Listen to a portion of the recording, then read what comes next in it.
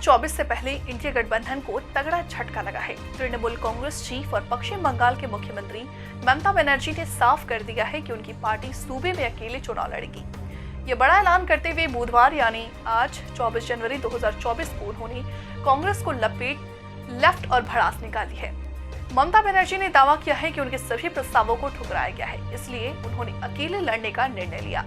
दीदी के मुताबिक टीएमसी बंगाल में किसी से तालमेल नहीं करेगी। उनके दल को बंगाल में कांग्रेस की भारत जोड़ो यात्रा न्याय यात्रा कोई जानकारी नहीं दी गई, न ही कांग्रेस ने इस बारे में उन लोगों से कोई चर्चा की।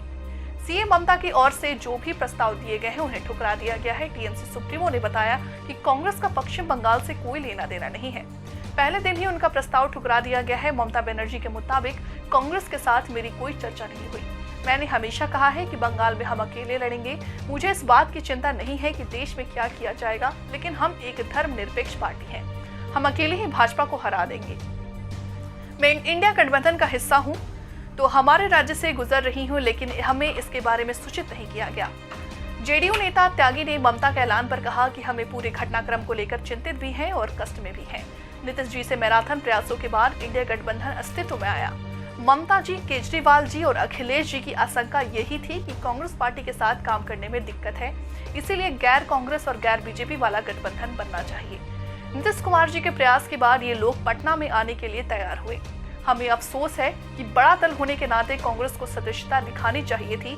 उसका प्रभाव ममता बनर्जी ने इससे एक रोज पहले मंगलवार को 10 से 12 लोकसभा क्षेत्रों की अनुसूचित मांग का हवाला देते हुए बंगाल में सीट बंटवारे पर चर्चा में देरी के लिए कांग्रेस की आलोचना की थी। टीएमसी के सूबे के कांग्रेस को सिर्फ 2 सीटें पेश हुई थी, जिसमें आपको बता दें कि बीरभूम की पार्टी इकाई की बंद कमरे में संगठनात्मक बैठक के दौरान ये बात कही। 2019 में अकेले लड़े थे सब, टीएमसी को हुआ था सर्वाधिक नुकसान। साल 2019 में आम चुनाव में पश्चिम बंगाल में सभी दल अकेले लड़े। बीजेपी के खिलाफ तब सभी पार्टियों के अकेले लड़ने से भाजपा को फायदा हुआ था। 2014 के मुकाबले 2019 में सभी पार्टियों को नुकसान हुआ था। कांग्रेस, टीएमसी और लेफ्ट तीनों पार्टियों को नुकसान हुआ। कांग्रेस की 2 सीटें कम हुई, जबकि लेफ्ट की भी 2 सीटें कम हो गई। वहीं टीएमसी को सबसे ज्यादा नुकसान हुआ। ममता बनर्जी की पार्टी की 12 सीटें तक कम हो गई थी। Bureau report, Dainik Bhaskar.